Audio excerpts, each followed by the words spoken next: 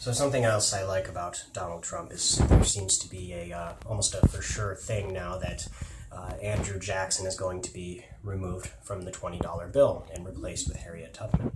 Well, I totally think Harriet Tubman is excellent, and Donald Trump thinks Harriet Tubman is excellent, and we need a female on one of our dollar bills, and we need a African American person on one of our dollar bills as well. That would be wonderful. But why replace Andrew Jackson?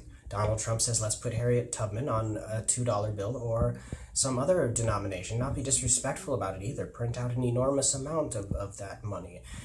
We'll celebrate it. We'll have a whatever holiday dedicated to Harriet Tubman or something.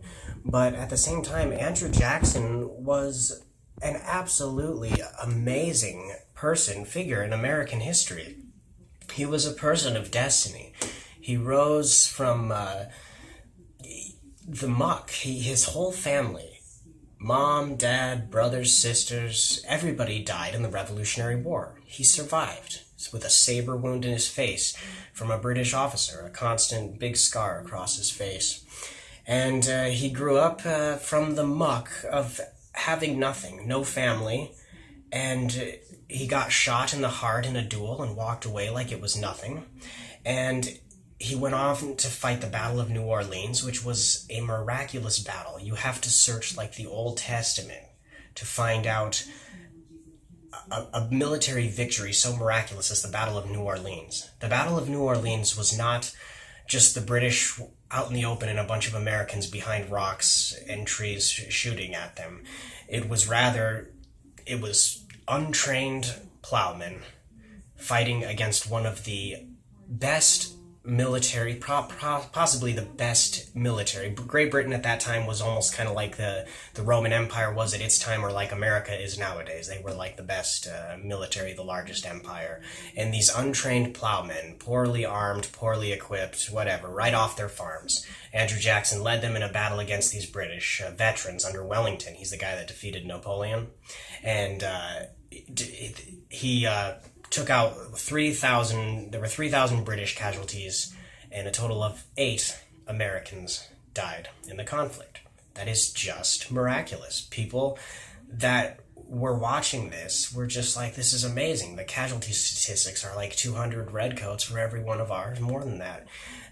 They said it would look like there was fire just raining down from heaven. They said it looked to them like the angels were guiding the bullets of the British to miss the Americans and guiding the American bullets and cannonballs to hit their targets. And so people saw Andrew Jackson as being anointed. And he was not equipped to be president of the United States. He was not educated. He was very uneducated. He was a backwoodsman. He had a hermitage. He didn't write well. He didn't speak good English. He was just a simple man. And, but people saw him, they saw something miraculous. They called him the Man of Iron. They called him the Man of Destiny. They called him the Napoleon of the West. In fact, he was allied with Napoleon, which is against the British. So anyway, he did become president, and he was the first president on whom an assassination attempt was made. A man fired 2 rounds. The caps blew up, the bullets didn't go anywhere. For that to happen twice in a row, for a gun to misfire like that, is like who knows how many thousand to one. It's just unheard of. And then the man, oddly enough, Davy Crockett was there, and Davy Crockett attacked the man who did it and said, I've been waiting to meet the dumbest criminal, and I've just met him, or something along those lines. Now, Andrew Jackson did fight some campaigns that I object to against the Native Americans, so he's accused of being racist.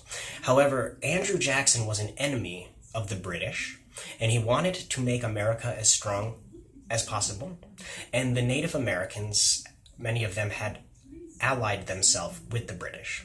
Andrew Jackson was not fighting them because of the color of their skin or because of their race, but rather he saw them as a threat, that if they had the opportunity, or if the British were to reinvade, and the British had the opportunity to sack American cities and reconquer, that the Native Americans would be on their side.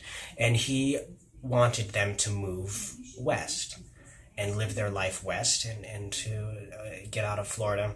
I'm not saying these actions are justified. It's an ugly thing And war is always an ugly thing, but also being a man who is heading a government and trying to do what is best for his civilization, it can sometimes require some decisions that are very difficult. What's best for civilization sometimes can be very uncharitable, but he wasn't racist. He saved a boy who was without parents, a Native American boy. He wanted what was best for this boy, loved him like his own son, and he wanted this kid to go to West Point, and the government wouldn't let him, I think, based on race. So, I mean, Andrew Jackson wanted better prospects for this kid than even the American government at the time did. So he wasn't racist. It was more political. You know, just when it's interesting, you know, when white people fight each other and kill each other by the hundreds of thousands or millions, people don't say there's something racist, obviously, but if there's a battle between whites and someone of a different color skin, everyone throws out the racist card. A lot of wars are not